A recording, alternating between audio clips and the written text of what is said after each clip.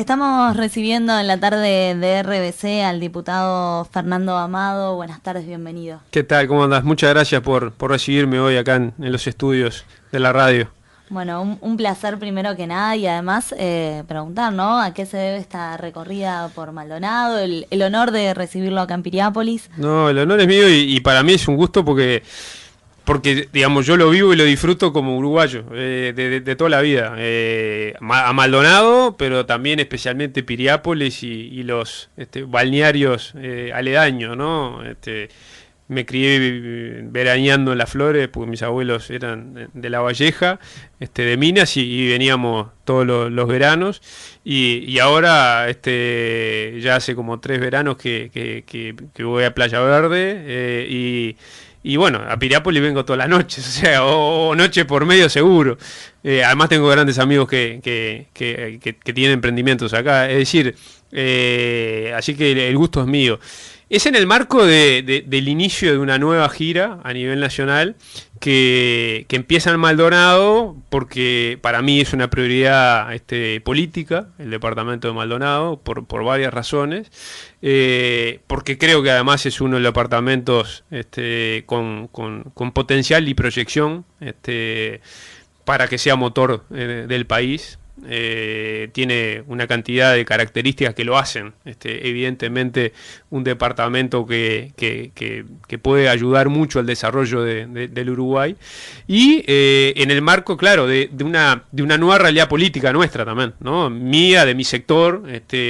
Hemos fundado hace pocas semanas una nueva opción política junto al Partido Independiente, junto a gente que se fue del Frente Amplio y junto a otra corriente política que también se había escindido del Partido Colorado, que se llama La Alternativa, y que tiene como objetivo político justamente ser la alternativa a la opción bipolar que tiene el Uruguay entre Frente Amplio y partidos tradicionales juntos, ¿no? Es decir, hay como un bipartidismo de hecho. Si bien el Partido Colorado y el Partido Nacional son partidos distintos, funcionan como si fuera un mismo frente, ¿no? Entonces, la alternativa nace para cortar esa polarización, para hacer una opción que justamente amortigüe esa lógica de Ámsterdam-Colombes, ¿no? De hinchada que hay de un lado y del otro, y que muchas veces por eso ni se escuchan unos a los otros y no se reconocen las cosas buenas que se hicieron en este país por unos y por otros,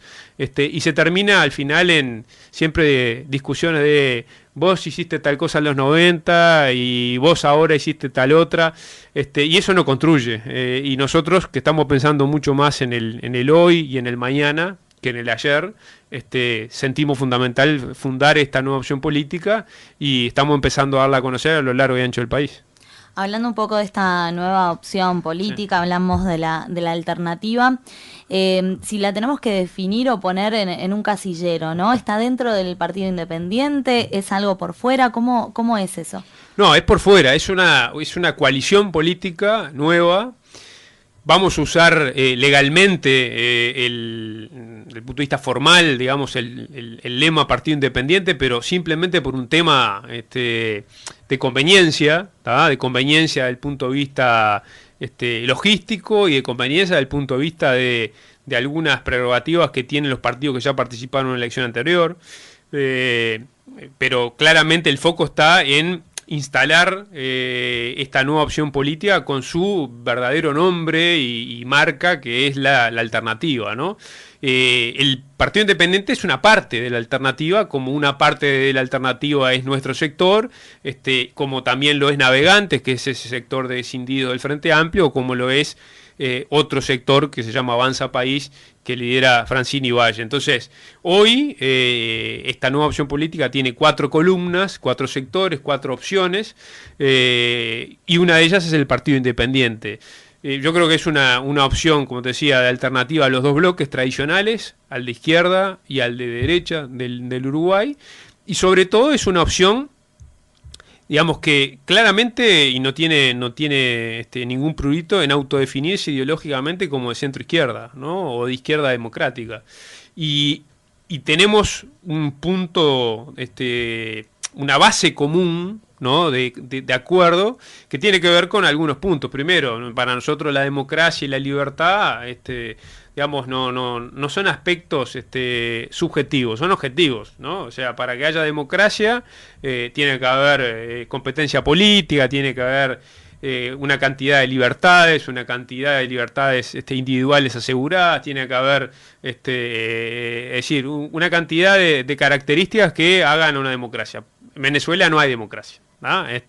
No hay dos opciones, o sea, en la alternativa no va a haber nadie que sostenga de que en Venezuela hay democracia, no, hay dictadura, como también no nos cae bien Bolsonaro, ¿no? Que es de la extrema derecha y que ojalá lo institucional del Brasil contenga una opción que naturalmente se ha mostrado como una opción fascista, una opción homofóbica, una opción claramente conservadora y que tiene muy poco que ver con los valores, yo diría, absolutamente intrínsecos de la democracia y de la república, ¿no? Entonces, no vas a encontrar discursos, en cuanto a la honestidad o la corrupción. Es decir, lo que es corrupción, y no importa de qué partido sea.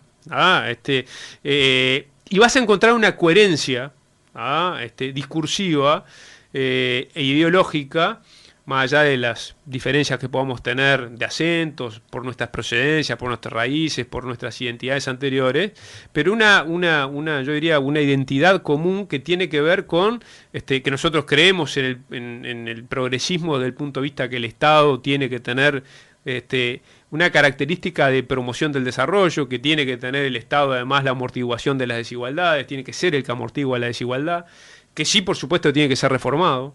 ¿No? Es decir, porque hoy lamentablemente, incluso te lo dice un vallista, ¿no? De Valle de Ordóñez, con dolor, este Estado no está dando respuesta a lo que tiene que dar respuesta, que es a la solución de los más desprotegidos, al cobijo de los más desprotegidos, de aquellos que no tienen digamos, otra posibilidad que el Estado para que los ayude, sea la rueda auxiliar para que esas personas salgan de esa situación de zozobra, ¿no?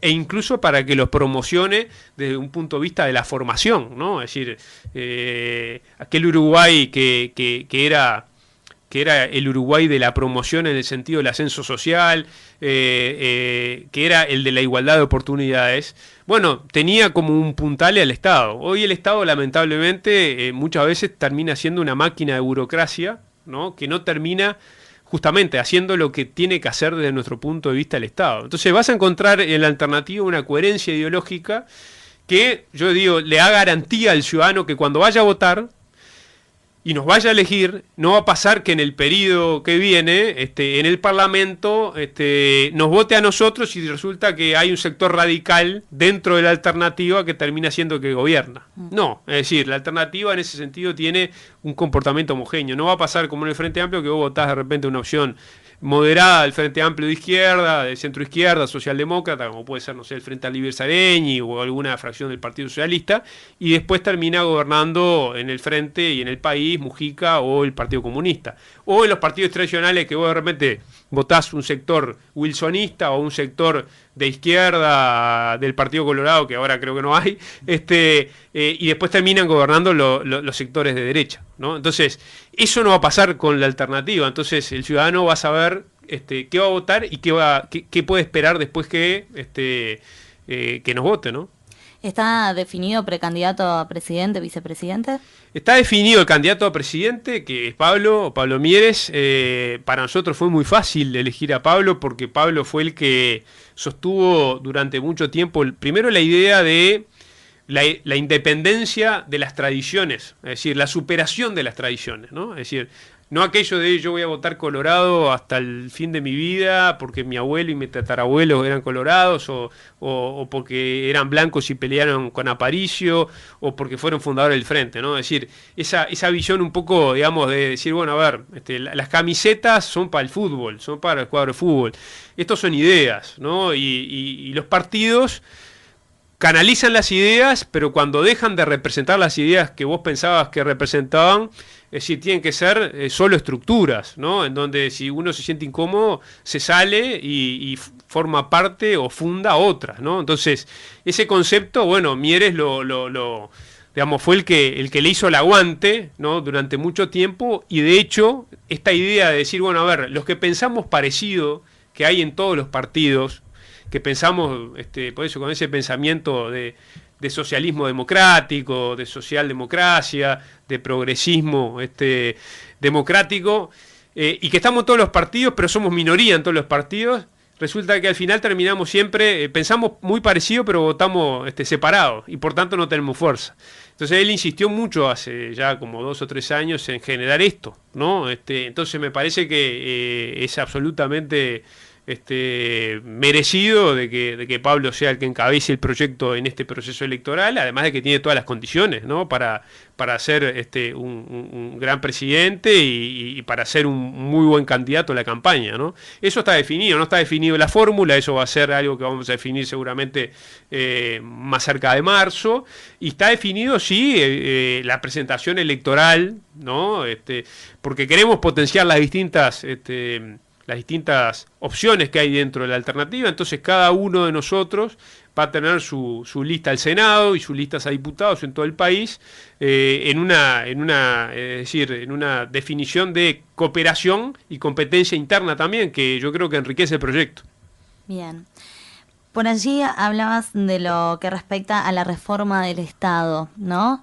¿Es necesario que el próximo gobierno, sea quien sea, realice una reforma? ¿Y de qué tipo es la reforma que requiere hoy el país?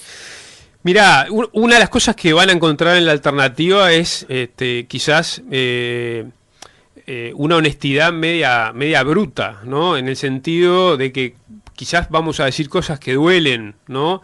O cosas que quizás nos piantan algún voto, ¿no? Porque a veces todos, me incluyo como uruguayo, pero es un comportamiento muy humano, ¿no? Es difícil a veces escuchar lo que uno no quiere escuchar, aunque sepa que es la realidad, ¿no? Entonces, la reforma de Estado es absolutamente necesaria y le vienen sacando el cuerpo todos los gobiernos de todos los partidos desde hace décadas.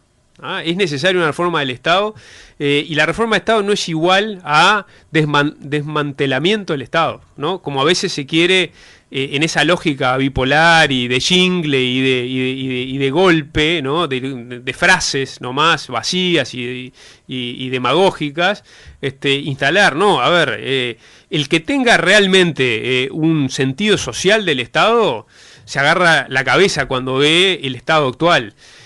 Porque no logra justamente cumplir esa función social que tiene que cumplir. Y termina cumpliendo una cantidad de funciones que realmente son absolutamente innecesarias que las cumpla el Estado. El Estado tiene que estar para dar buena educación, para dar buena seguridad, para dar buenos servicios y para amortiguar las desigualdades, con toda la batería de proyectos, de ayudas y de planes que tenga que tener, educativos, sociales, alimenticios, etcétera, etcétera. Eso es el Estado. El Estado ballista, cuando funcionó y cuando generó esa gran clase media desde el principio del siglo XX hasta mitad del siglo pasado, lo que fue es una máquina generadora de igualdad de oportunidades. ¿A través de qué? A través de políticas sociales que auxiliaban a aquel que no tenía realmente ningún tipo de recurso y que precisaba el auxilio del Estado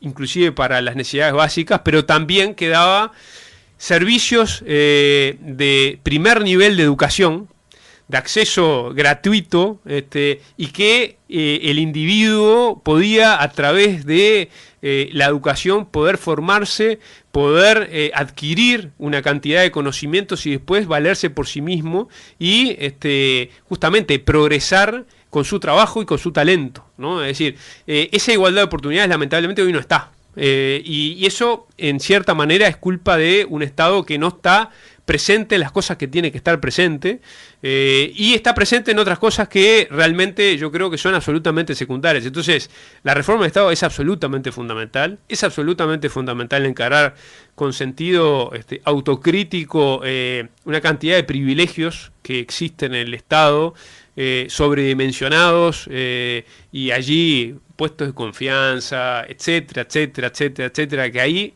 hay para recortar muchísimo para poder volcar todo eso en las funciones que realmente tiene que hacer el Estado. Y otras cosas que tienen que ver con el Estado, pero que también el próximo gobierno, sea quien sea, tiene que asumir con mucha honestidad intelectual de los desafíos que eso conlleva, es la reforma de la seguridad social. ¿Tá? El Uruguay va rumbo a un colapso de la seguridad social si no se reforma, porque además cambió el mundo. Es decir, hoy ya digamos, la edad de jubilación no es la misma, porque no son los mismos 65 años, porque además hay que adaptar todo eso a una nueva realidad del trabajo que implica que el trabajo es mucho más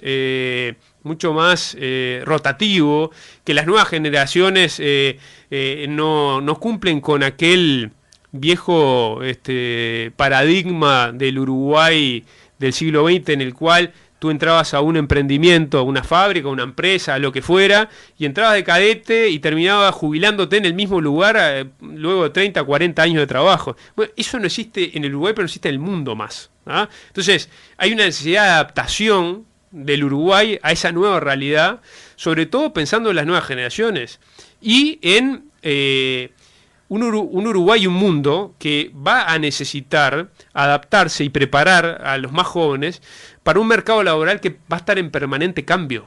¿Ah? Es decir, ya hay una cantidad de estudios que marcan que hay una cantidad de oficios que van a desaparecer de aquí a 5 años, 10 años, 15 años. ¿Por qué? Y porque es parte de la evolución de la tecnología, el impacto de la tecnología. Bueno, ¿qué estamos haciendo para eso? Nada, muy poco.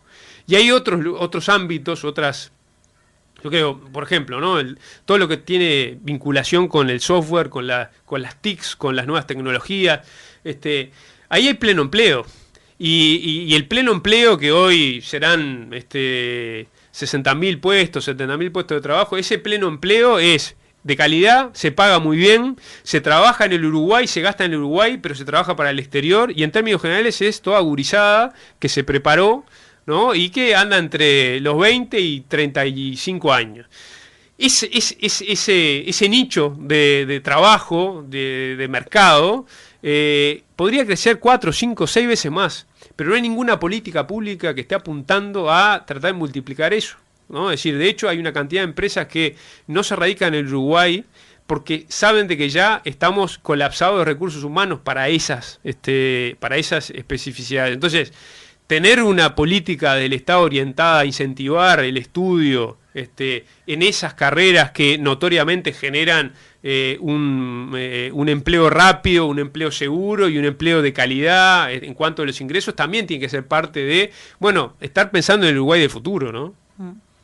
Cambiamos un poco de tema y ¿Vale? Vamos a hablar del Partido Colorado.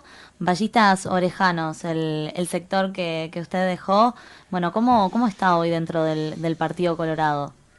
No, es decir, fue así. El sector se fue del Partido Colorado. O sea, Ballistas Orejanos, que es el sector que yo integro y que lidero, se fue del Partido Colorado.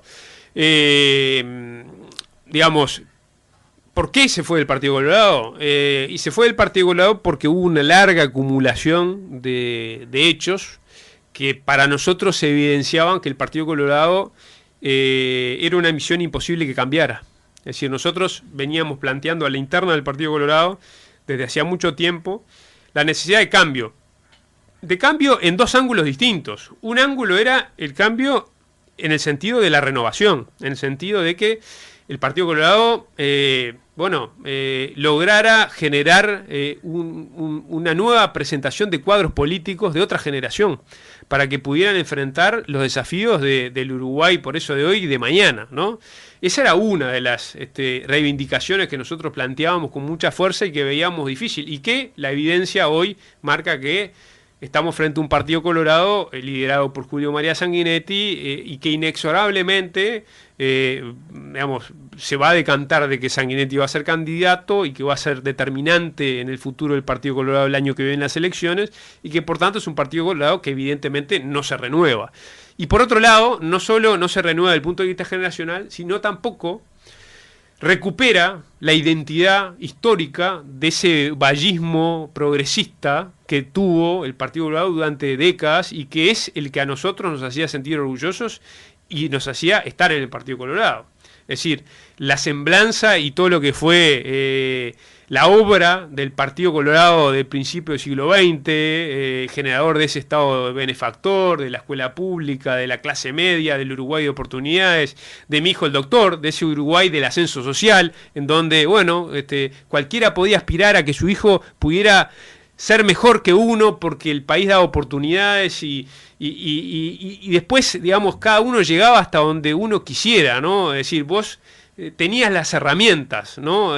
Bueno, ese vallismo, yo creo y mi sector sintió con contundencia que en el Partido Colorado no está ausente, no existe y de hecho no solo no existe, sino que no tiene lugar. ¿Ah?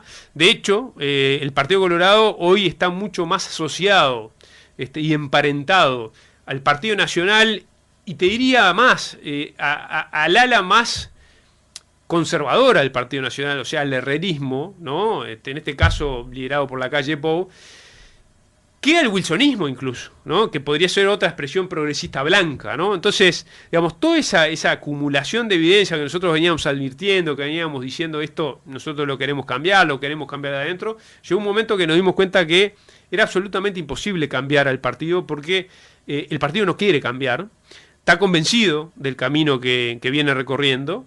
Y nos dimos cuenta que los equivocados éramos nosotros. Entonces nos fuimos con nuestras ideas, con nuestras reivindicaciones, con nuestro proyecto, con nuestros sueños, a construir algo nuevo. Y eso es lo que estamos y realmente estamos muy motivados con esta nueva propuesta política que fundamos hace pocos días, que se llama La Alternativa. Hablando un poco justamente de Sanguinetti, usted había dicho que a Sanguinetti le invade la nostalgia del poder y de tener cargos, y también sostuvo que el apoyo del expresidente a Luis Lacalle Pou ya llega a niveles de sexo explícito. Sí, ¿Qué reflexión hace? Puede sonar fuerte, digo, quizás suena fuerte, quizás suena, no sé, desubicado, no sé, cada oyente sacará sus conclusiones. Ahora, yo les pregunto si no es cierto, ¿no? Es decir, no es así. No es obsceno ya el relacionamiento, pero no el relacionamiento desde el punto de vista democrático, porque eso me parece absolutamente sano, tener relacionamiento con todos. Si yo me reúno con políticos de todos los partidos, y eso es absolutamente sano, constructivo y bueno para el país. El tema es que, digamos, lo de Sanguinetti es ya, digamos, la cristalización de eso que nosotros veníamos denunciando dentro del Partido Colorado, que es que el Partido Colorado no se proyecta a sí mismo a través del Partido Colorado, sino se proyecta a sí mismo a través del poder. Lo que le importa es el poder, es tener cargos, es tener lugares de poder. Y no le importa quién gobierne. O sea, no es que yo quiero llegar al poder con mi partido y con mis ideas. No, bueno, que lleguen los blancos y que nosotros compartamos ese poder. Así podemos tener cargos y ministerios y lugares. Entonces, un poco lo que pasó el otro día con esa reunión en la cual Sanguinetti ya dio por perdida la elección para el Partido Colorado y ya marcó el camino de que van a votar a Lacalle Pou y ya lo llamó de prepresidente y ya fue toda una, digamos, una situación en la cual no se paró de elogiar, digamos, a Lacalle Pou, que está en todo su derecho. Lo que marca es que el Partido Colorado, digamos, ya se dio por vencido o capaz que no es que se dé por vencido, es que se asume como una parte de una coalición, ¿ah?, que lidera el Partido Nacional. Entonces, eso es explícito, ¿no? Es explícito, son relaciones explícitas. Antes quizás eran un poco más veladas, cuidaban un poco más la forma, yo que sé, cuidaban un poco más las palabras. Ahora ya, yo creo que ha llegado un momento, digamos, de striptease en ese sentido, en donde, bueno, sí, está, nosotros, esa frase que escuchábamos muchas veces y que se escucha muchas veces, blanco y colorado son lo mismo. Bueno, sí, son lo mismo. ¿Ah? Es decir, lo de Sanguinetti es digamos, la confirmación de ese mito popular que fue haciendo carne por una cantidad de símbolos a través del tiempo, en donde, bueno, ¿cuáles son las diferencias de blanco y colorado? Y la verdad que no hay muchas. Al final terminan representando lo mismo, terminan queriendo gobernar juntos. Puede ser, la diferencia es el orden, si va primero el Partido Colorado o segundo y viceversa, pero no hay tantas diferencias. Y como la historia no es tan importante, miremos para adelante y lo que nos importa es el proyecto para adelante de poder. Bueno, es la opción que tomó el Partido Colorado y es una de las razones fundamentales por las cuales nosotros nos fuimos del Partido Colorado, ¿no? Entonces, yo creo que hay, sí, si uno escucha lo que hoy pregona Sanguinetti, es coherente con su historia. Es decir, si algo no se le puede decir a Sanguinetti es que no es coherente. Él sigue pensando lo mismo que hace 20 años, ¿no? Pero pasaron 20 años, yo creo que las cosas cambian, el mundo cambia, el Uruguay también cambia, ¿no? Y yo creo que el sistema político no solo cambia, sino es fundamental que cambie. ¿Que cambie en qué? En la relación de fuerzas. O sea, se terminó la Guerra Fría, ya no hay muro de Berlín, pero no hay muro de Berlín ni para la izquierda ni para la derecha, ¿no? Porque a veces se usa la gráfica digamos, o ese símbolo de que, bueno, el muro de Berlín cayó, abrí la cabeza, para aquellos de izquierda, dogmáticos, comunistas, etcétera, que todavía siguen agarrados a los viejos manuales de Marx y de la Unión Soviética. Pero eso vale para el otro lado también, ¿no? Es decir, evolucionó el Frente Amplio hace 3 periodos que gobierno, y acá no hubo ni reforma agraria, acá se le siguió pagando al Fondo Monetario Internacional, acá la economía la manejó Astori y la manejó más o menos parecido a como la habían manejado antes los partidos tradicionales. Acá tuvimos a un Tupamaro de presidente de la República y no tembló ninguna raíz, no hubo nada raro, es decir, uno podrá decir que fue un mal gobierno. Yo digo, el de Mujica fue un mal gobierno, se perdieron 5 años, no se hicieron grandes reformas. O sea, es al revés, o sea, tuvimos a alguien de izquierda supuestamente más radical como presidente de la República y acá pareció que no pasó nada, porque no pasó nada, hubo muy poca cosa. La agenda de derechos, que yo la defiendo, la defendí, la voto, ahora, no hubo reforma de la educación, no hubo reforma de Estado, no hubo reforma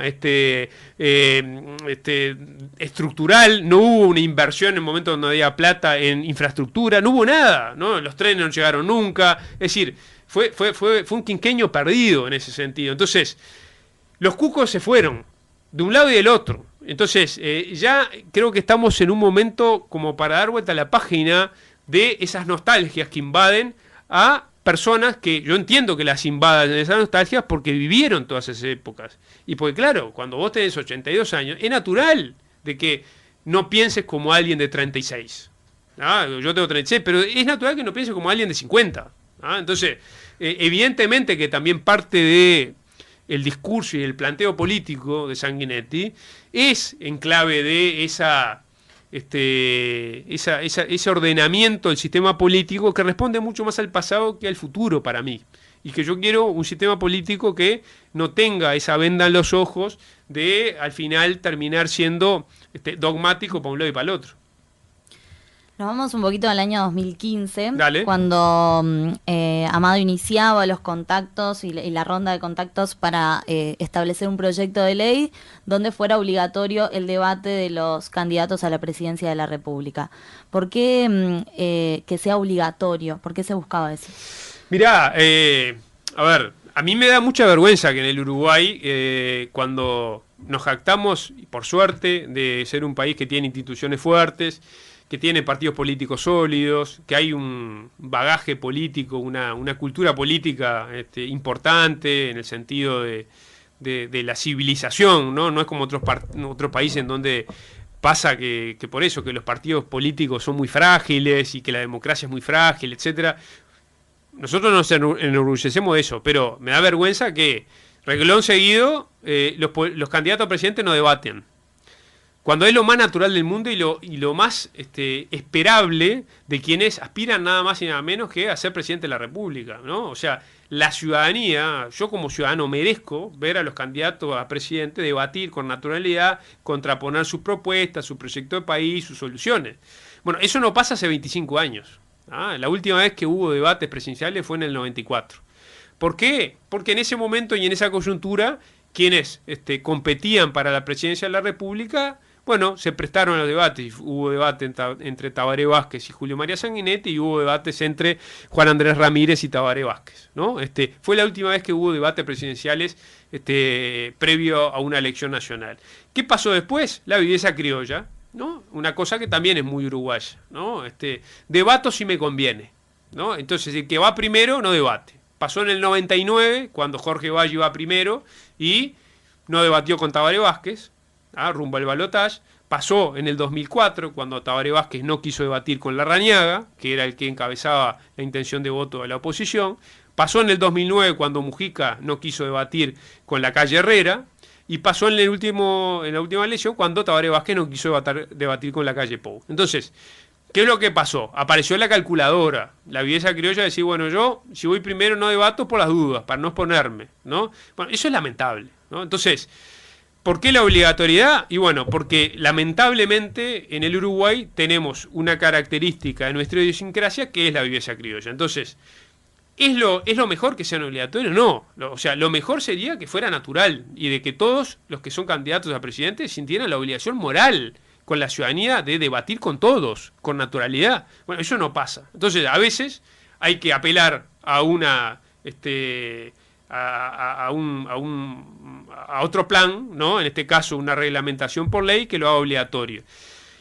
Y, ¿por qué pasa? Lo necesario y lo fundamental, y ojalá que suceda, es que sea primero esto, que pase, que se convierta en ley, que haya obligatoriedad y que tengamos debate en la próxima elección del año que viene, tanto en primera vuelta como en segunda vuelta. Pero ojalá que esto genere un cambio cultural a mediano plazo y que dentro de 15 años o 20 años no sea ni necesaria la ley. ¿Por qué? Porque nadie que vaya a asumir la responsabilidad de competir por la presidencia de la República se le pase por la cabeza no ir a un debate, ¿no? Yo pongo dos ejemplos ahí cuando me dice, bueno, no, pero la obligatoriedad no está bueno porque tendría que ser de otra manera, etcétera, etcétera. Yo pongo dos ejemplos de cambio cultural profundo a partir de una reglamentación. Y que hoy quizás podríamos sacar la reglamentación y el cambio cultural ya quedó. Pongo dos ejemplos muy claros y muy contundentes. Uno es el del tabaco, ¿no? O sea, acá en el Uruguay hasta el 2005 se vivió la dictadura de los fumadores, ¿no? Yo lo vivía como joven que iba a discotecas a bailar, en el centro de estudios, en los hospitales, en todos lados se fumaba, ómnibus. En un ómnibus, en cualquier lado se fumaba y el que no fumaba se la tenía que fumar, ¿no? ¿Por qué? Porque sí, porque tengo derecho a fumar, ¿no? Invadiendo los derechos de los demás. Era así, era la dictadura de los fumadores. Bueno, ese paradigma, después del 2005 y con la política que se aplicó desde el gobierno, que fue una de las cosas positivas del primer gobierno de Tabaré Vázquez, cambió. Y hoy, realmente, los fumadores han tomado conciencia, no solo, digo, del tema salud y eso, que en todo caso, de última, cada uno es libre de optar si quiere fumar o no fumar, y eso está perfecto. O sea, forma parte de las elecciones individuales de cada uno, que tiene que tener total libertad para tomarla. Pero sí ha tomado conciencia de que no puede invadir el derecho del otro. Entonces, yo no puedo estar acá en esta radio contigo y si vos no fumás, fumarte en la cara, porque no puede ser. Entonces, ahí hubo un cambio cultural fuerte que yo realmente creo que si hoy... hoy ni siquiera es tan necesario, porque al principio fue el cuco, ¿cuál era? Las multas, ¿no? Las multas que podían tener. Los carteles. Los carteles, una cantidad de cosas. Hoy es natural. Está absolutamente, digamos, incorporado en el comportamiento de los ciudadanos que se fuma afuera. Adentro de un espacio no se fuma. Es decir, ese es un ejemplo muy claro. El otro es el alcohol. El otro es el alcohol. O sea, yo tengo 36 años. Cuando era más adolescente, pero mayor de edad, mis amigos, yo no tomo alcohol porque no me gusta, pero no tiene nada que ver. Mis amigos tomaban alcohol y manejaban, pero no manejaban, tampoco era que manejaban diciendo y ostentando, manejo borracho, qué crack que soy. No, porque era una cosa que estaba asumida como parte del paisaje. Digo, nadie se cuestionaba mucho eso. Es decir, lo hacían porque estaba incorporado en el ADN. Sí, tomé, pero manejo. Bueno, sí, llegué, bueno, vine despacio, porque era así, ¿no? Por suerte, hoy, a nadie se le ocurre manejar si tomó. A nadie se le ocurre manejar si tomó. Amigos míos que hacían eso, hoy, no es porque le vayan a sacar la libreta 6 meses. Es porque tomaron conciencia de la inconsciencia que era aquello. Y hoy el cambio cultural, por suerte, ya está hecho. Es decir, no se le ocurre a ninguno de estos amigos míos, y pasa con la inmensa cantidad de los uruguayos, si tomás, manejar. Y no es, reitero, solo por el tema de la sanción que puede llegar a tener de que te saquen la libertad. Es porque se tomó conciencia de la locura que era el manejar alcoholizado y de los daños colaterales y de lo mortal que podía llegar a ser un comportamiento así y lo dañino que podía llegar a ser y cómo podía arruinar vidas, familias, etcétera. Entonces, ahí tenés dos ejemplos que en poco tiempo, después de haber tomado una iniciativa gubernamental, legislativa, con sanciones, el cambio cultural se generó. Bueno, ojalá que haya un cambio cultural a partir de una obligatoriedad de los debates y que dentro de 15 años, esto que estoy diciendo con naturalidad que pasa con el tabaco, con el alcohol, pase con los políticos que se postulan a presidente y automáticamente digan, sí, por supuesto que voy a debatir. Y no que tengamos que obligarlos por ley. Tema seguridad, ¿cuál es el gran problema y la solución, ¿no? Por ende, ¿es el ministro del Interior? ¿Es el Código Penal? ¿Es la justicia? ¿Qué es el problema de todo esto? El Frente Amplio se fue entreverando a través de los años en distintos problemas que desembocan, digamos, en este sin salida que tiene el Frente Amplio con el tema seguridad. Y en esta situación, digamos, de desprestigio y de que no da para más la conducción del tema seguridad por parte del Frente Amplio. Y ahí hubo muchas cosas en estos 14 años. Hubo primero problemas ideológicos en el cual vos, en el primer gobierno de Tabaré Vázquez, se sostenía con mucha fuerza el hecho de que el delincuente, digamos, era un producto de la sociedad, ¿no? Era lamentablemente por el sistema terminaba siendo una víctima de la sociedad, etcétera, etcétera. Que ojo, yo, desde el punto de vista filosófico y profundo, creo que hay una parte importante de razón en ese razonamiento. Pero vos no podés manejar el Ministerio de Interior con esa filosofía. Porque si no, lo que vos entendés es que a los delincuentes no hay que reprimirlos porque son víctimas. No, y el mientras tanto, tú lo tenés que atender como mientras tanto. Mientras que haces las políticas de fondo, de mediano y largo plazo, para que en el mediano y corto plazo venidero haya menos víctimas de la sociedad y del sistema que caen en la delincuencia justamente producto de un sistema que los termina digamos, arrinconando y llevando a delinquir, ¿no? Entonces, hubo problemas ideológicos al principio, hubo problemas, creo, después de personalismos de parte del ministerio, hubo problemas de inoperancia, de soberbia, de doble discurso dentro del Frente Amplio, o sea, de dos discursos distintos y por ende de inacción, es decir, cuando había problema, el problema terminaba en la parálisis, ¿no? En vez de hacer cosas. Pero hay un buen ejemplo que está haciendo ahora el gobierno, al final, en este gobierno, que es lo que está haciendo Gustavo Leal.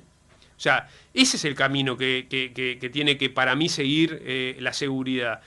Gustavo Leal, no sé si lo ha visto quien nos escucha, Gustavo Leal está haciendo una intervención permanente, urbana, en donde se terminan los chingas, se terminan los narcotraficantes, el Estado llega, lo saca, rearma el entramado incluso de viviendas, habitacional, termina generando la infraestructura para que no vuelva a afincarse allí el narcotráfico, pone todo el peso del Estado, ¿no? Y desembarca con otros ministerios, Ministerio de Desarrollo Social, con Ministerio de Educación, con la Intendencia, con una cantidad de cosas, haciendo lo que hay que hacer, imponiendo el legítimo poder del Estado, ¿ah? La legítima autoridad del Estado, para que justamente problemas tan complejos y que han agravado muchísimo el tema de la inseguridad como el narcotráfico, ¿no? Y como la droga, sobre todo en una cantidad de barrios de la periferia de Montevideo, bueno, enfrentarlos de verdad, ¿no? Entonces, eso que está haciendo Gustavo Leal tendría que ser multiplicado por 15, por 20, o sea, tendría que ser una política absolutamente central del Ministerio del Interior, tendría que haberlo sido de hace mucho tiempo, se dejó pasar mucho tiempo, por eso también se ganó mucho terreno por parte de la delincuencia, del narcotráfico, en espacio, en territorio, pero ese es un camino a seguir, es decir, ahí van a encontrar un respaldo, creo, no solo de nosotros, sino de gran parte de la ciudadanía y de la oposición de lo que está haciendo Gustavo Leal. Bueno, eso es lo que tiene que hacer el próximo gobierno, recuperando espacios perdidos, ¿no? Y que se entienda, bueno, ahí hay un tema, ¿no? Es decir, Gustavo Leal tiene en su papel, digamos, el poder del Estado para ejercerlo, ¿no? Es lo que le ha faltado al presidente de la República y al ministro del Interior muchas veces, que no han querido ejercer ese poder, ¿no? Entonces, por ahí me parece que va a la mano, además de una necesaria, urgente y no ya para la tribuna, como se viene diciendo una y otra vez desde los últimos, no sé, 10, 15 años, reforma profunda de las cárceles. O sea, nosotros no vamos a salir de esto si no logramos cambiar el paradigma de las cárceles y no empezamos realmente a recuperar a una cantidad de gente que por distintas razones termina delinquiendo, y que el 70% es totalmente rehabilitable. Seguramente hay un porcentaje que anda entre 20 y 30% que no es rehabilitable, pero hay una enorme cantidad que sí es rehabilitable. Ahora, en estas cárceles no van a ser rehabilitables nunca, ¿no? Entonces, es decir, el cambio de paradigma, y ahí se precisa una gran contribución ciudadana, porque en estos tiempos de bipolaridad y de enojo y una cantidad de cosas, el primer reflejo es que los presos sufran, que los presos, que caiga una bomba arriba de las cárceles. Es el concepto que a veces nace así del estómago, ¿no? Por la impotencia, de la inseguridad y realmente de cosas horribles que pasan y que pasan con gente trabajadora, y uno puede entender humanamente esa reacción.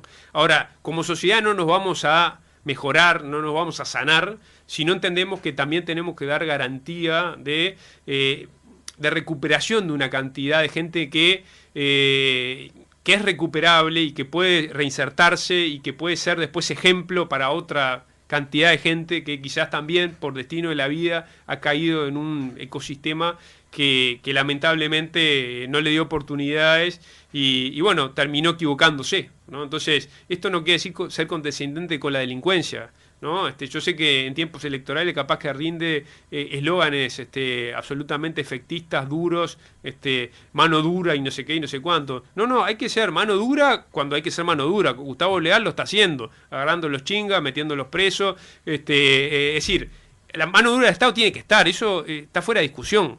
Pero también tenemos que empezar en clave de sociedad. Y allí está que no va a haber cambio posible, porque si no va a ser un círculo vicioso del cual no vamos a salir, sino también encaramos de verdad el tema de las cárceles. Por último, y antes de ir cerrando, ¿qué opinión le merece la aparición de Sartori en la política? A ver, primero voy a parafrasear a Luis Lacalle Pou, que cuando le preguntaron hace poco, dijo, y es un fenómeno, porque al final todos terminan hablando de él y todos terminan preguntándote de él. Entonces, ¿me preguntás? Sí, suscribo, es un fenómeno. Digo, ha logrado instalar esa duda, esa intriga, como esa cosa que también tiene medio que ver con lo social y de dónde viene, y la esposa que es rusa y que es magnate y que el suegro es dueño de un club de fútbol y tiene una isla, y que, es decir, toda esa cosa medio mezcla jet set, riqueza, fortuna, revista Hola, gente, todo junto, ¿no? Entonces, comunicacionalmente ha sido muy astuto en lograr instalarse. No lo conozco, realmente no lo conozco, recién lo estoy conociendo a partir de las entrevistas que está dando en estos días, después de haber realmente oficializado su precandidatura. Lo escuché en una entrevista hoy cuando venía temprano para Maldonado, lo escuché en la radio. espero irlo conociendo. Yo no soy, prejuicioso, no me gustan los prejuicios. Creo que el Uruguay, una de las cosas que tiene es que deshacerse bastante de esos prejuicios. Prejuicios en términos generales, ¿no? Somos muy prejuiciosos, creo que no hay que ser prejuicioso. Yo quiero conocerlo para después emitir opinión. A priori que alguien joven, que parece que fue exitoso desde el punto de vista empresarial y que conoce bastante del mundo, quiera meterse en la política, es una buena noticia, porque lamentablemente la política hoy no es reclutador de gente, sino que es expulsa gente, ¿no? O sea, la política lamentablemente, porque no goza de gran prestigio hoy, y digo lamentablemente no porque sea yo político, mañana puedo no ser político en el sentido literal, en el sentido de que no ser diputado, y a mí me va a doler mucho como demócrata que la política y los políticos no gocen de buena opinión pública, que no estén bien posicionados desde el punto de vista del concepto de la gente, ¿no? Porque eso debilita el sistema, debilita la democracia. Y eso es complejo, es grave. Hoy en los índices de popularidad uno ve que los partidos políticos, el Parlamento están allá abajo en el ranking, ¿no? Y eso es preocupante y hay que trabajar mucho en eso. Yo creo que sobre todo con la base de la honestidad intelectual, ¿no? Es decir, de decir lo que se piensa, de hacer lo que se dice, y de realmente cuidar la herramienta política, ¿no? O sea, cuidar la política como herramienta de representación de la gente, de la sociedad, de la representación popular como es el Parlamento. Entonces, que se meta en política alguien que viene de otro lado, y que la política, por eso, si yo me dijera, me voy a meter en algo que tiene prestigio, ¿no? Y que después me van a felicitar porque, bueno, me metí en eso que tiene prestigio, sería fácil, pero meterse en política en este momento en Uruguay no es algo prestigioso. Por tanto, o sea, por lo menos doy una carta de crédito, porque algo que me genera mucha tristeza e impotencia y preocupación es que la política está siendo muy de expulsar gente, y sobre todo gente valiosa. O sea, y eso es peor todavía, porque baja el nivel de la política. La gente valiosa termina emigrando de la política, por distintas razones. Entonces, parte del desafío generacional que tenemos nosotros, como una generación nueva en política, es volver a reconquistar, a reposicionar el lugar de la política en, digamos, el sentir de la gente, ¿no? Y yo creo que eso no tiene magia, se hace con mucho trabajo y por eso, con mucha honestidad intelectual, para que se recupere la confianza en la política, ¿no? Así que bueno, capaz que la próxima que venga, después que ya haya visto a Sartori más de una vez, y vea cómo piensa y qué piensa, te puedo decir lo que pienso sobre él. Sobre su incursión política ya te digo, o sea, abrimos una carta de crédito. Bien. ¿Cómo sigue este día por Maldonado, esta recorrida? Bueno, estuve en Maldonado, ahora estamos acá en Piriápolis, ahora después de la radio tengo que pasar por un par de casas acá en Piriápolis, de gente que nos está ayudando a construir la estructura de nuestro sector en el departamento de Maldonado, y después voy para San Carlos, y después termino en Maldonado de vuelta con una reunión con dirigentes en el centro de Maldonado, para ya elaborar un poco la estrategia de lo que va a ser a partir de febrero el lanzamiento de campaña, la presentación de equipos, etcétera, en lo departamental, ¿no? En Maldonado. Así que esa es un poco la gira. Y seguramente en febrero estemos de vuelta, fin de febrero, principio de marzo. Así que bueno. Lo esperamos. Sí, las puertas están abiertas, aquí estaremos. Están abiertas. Vamos a golpear. Muchísimas gracias. No, gracias a ustedes, un gustazo. Un placer. Y bueno, te esperamos pronto. Dale, sí. Vamos a estar por acá. Cerramos entonces por acá con el diputado Fernando Amado.